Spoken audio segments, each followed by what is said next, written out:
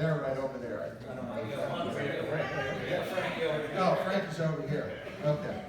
So, as I said, the names live on, and it's a tradition that I think is a good one. So that's kind of the thing about the Father's Day and all the Joes. I've asked some of the family members to just come up with some thoughts. These are going to be random. They're not tied to a specific person. But I'd like to share with some. Stephen is not here. He couldn't be with us. But he sent, oops, there goes the quiz. All right, so this one's Stephen's. So he says, a common high school bullying tactic was placing children upside down in garbage cans and leaving 12-year-olds on the soda machine to suffer muffed silence. Many of my friends received this treatment. Not me. No, Leland and Gray bully worth their reputation would never confront Joe Boyle.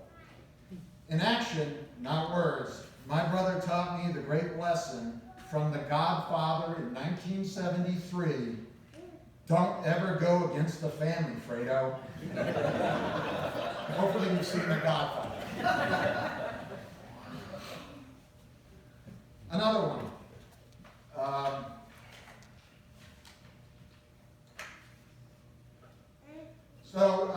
Joe, as the eldest boy, Joe often thought of creative ways to teach us, meaning the younger siblings.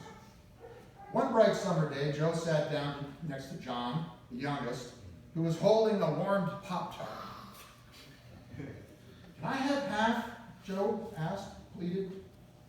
I'll be your best friend. And it worked. John gave him half the Pop-Tart. From that point onward, anyone who wanted something from another, the enticement would be, I'll be your best friend.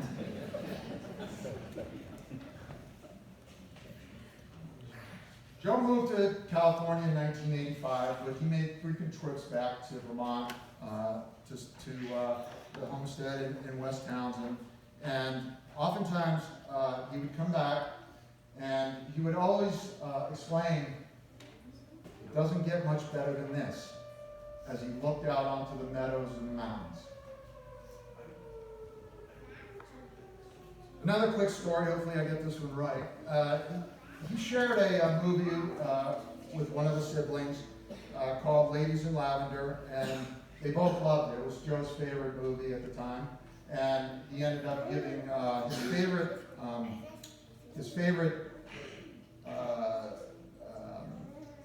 character was a maiden of sort of curmudgeon, grumpy type lady, and her name was Dorcas.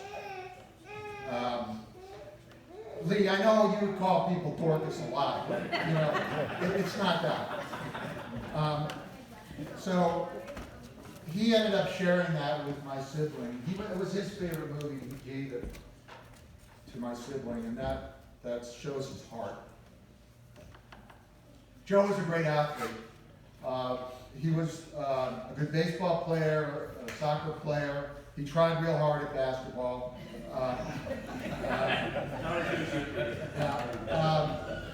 But he also had a passion for skiing. And before the days of flips and aeronautical endeavors and craziness on skis, he was performing these out in the field. Would build the jumps and try to do flips and this and that. And he had a real passion for it.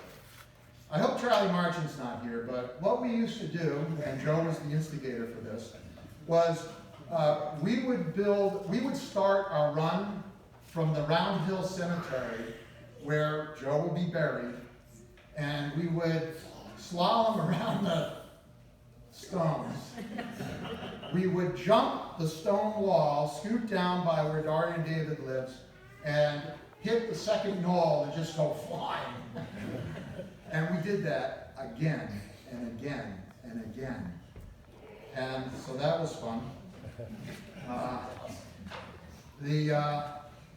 So that was a passion for him, the skiing, which some might have known, some might not have known, but it was good times. I think we'll leave the rest of the stories for Doug and Kathy's house, because there's a lot of stories, and we all want to tell them. But I don't want to do my peasant penance today, Father Skip. So I'm gonna say goodbye to everybody until Doug and Kathy's, and there we can share more stories. We can share a beer. We can share a glass of wine, and we can socialize like Joe would have wanted. He loved to do that. He loved to be part of a party. And so I hope that everybody will go there and have some fun and remember him in the light that he deserves, maybe, or at least spend some time. So when you, after the final song is done and you're ready to leave, you're ready to go outside, just take a moment.